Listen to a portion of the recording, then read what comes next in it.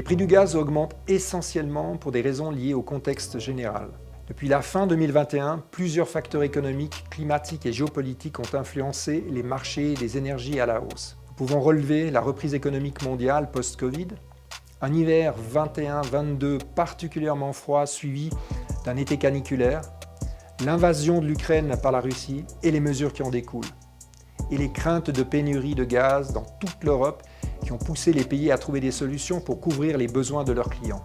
Tous ces éléments sont venus perturber le marché du négoce et de l'approvisionnement européen du gaz. Concrètement, cela s'est traduit par une forte hausse et une grande volatilité des prix du gaz. C'est dans ce contexte que Groupe E a dû se fournir sur le marché afin d'assurer l'approvisionnement en gaz de ses clients pour cet hiver. Notre stratégie d'approvisionnement en gaz naturel se base sur une couverture des besoins sur le long terme. Cette approche nous permet de lisser les fluctuations de prix du marché du gaz et ainsi de garder une certaine stabilité des tarifs durant l'année. Toutefois, en cas de forte variation comme nous le vivons actuellement, une adaptation semestrielle des tarifs est nécessaire. Cela permet notamment de réduire l'écart entre chaque adaptation.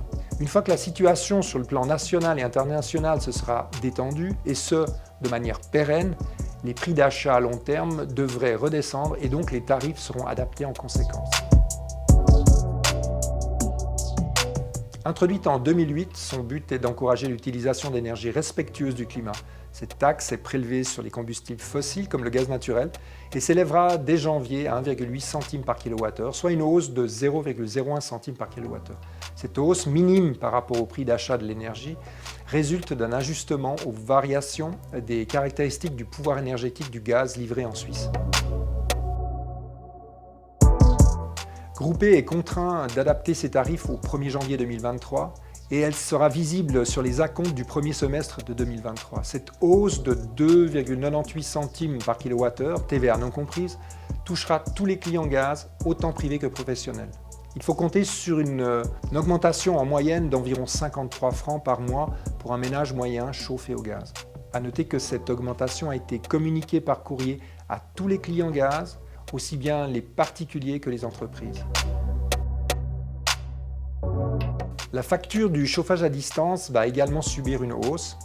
En effet, certaines centrales de chauffage à distance utilisent du gaz en appoint. Cela leur permet de répondre à la demande en chaleur lorsque les sources d'énergie renouvelables ne suffisent plus, par exemple lors de pointes de froid hivernal. À relever que cette hausse ne sera pas identique pour tous les clients chauffage à distance car elles dépendent des contrats propres à chaque réseau. Hélas, il n'est pas possible de dire aujourd'hui comment va évoluer le marché. Il reste très sensible à la situation relative à la guerre en Ukraine et à la capacité de passer les prochains hivers, notamment en cas de température rigoureuse. Actuellement, les prix à long terme montrent une tendance à la baisse. Si cette baisse persiste, la tarification pourrait être revue en conséquence lors des prochaines adaptations tarifaires. À ce jour, nous ne pouvons que motiver nos clients à suivre les conseils de la campagne Stop Gaspillage réalisée par la Confédération, car diminuer la consommation permet également de limiter ces factures. Nous sommes pleinement conscients que cette hausse de tarifs est difficile pour tous les ménages et tous les professionnels et qu'elle s'inscrit dans une période générale d'inflation.